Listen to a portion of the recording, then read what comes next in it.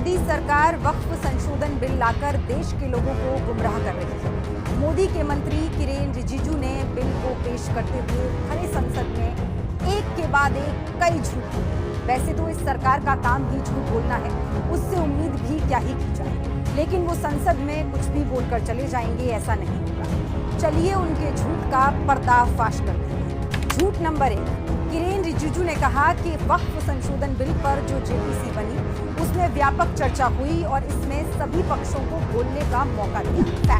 Fact ये है कि सरकार की जो 5 मीटिंग हुई उनमें से किसी भी मीटिंग में इस बात का जिक्र भी नहीं हुआ कि नए वक्फ बिल की जरूरत है।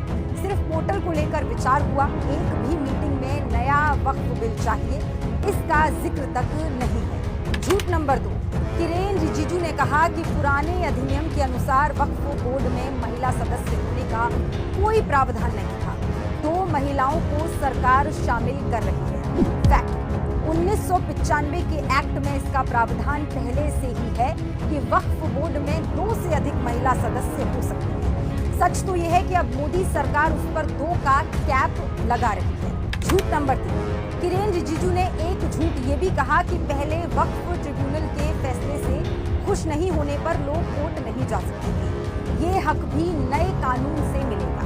फैक्ट, अब इसका सच भी जान लीजिए।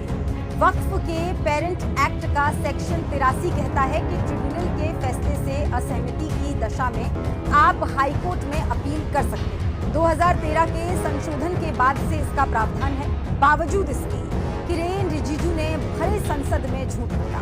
झूठ नंबर 4, किरेन रिजिजू ने फर्जी दावा किया कि यूपीए सरकार ने 123 प्रॉपर्टीज वक्फ को यूं ही दे दी। फैक्ट, 2013 की यूपीए सरकार को लेकर किरेन रिजिजू का ये दावा झूठा है। ये बात सदन को गुमराह करने के लिए कही गई है। इसे साबित करने के लिए बीजेपी के पास कोई तथ्य नहीं है, वो केवल भ्रामक जानकारी दे रही है।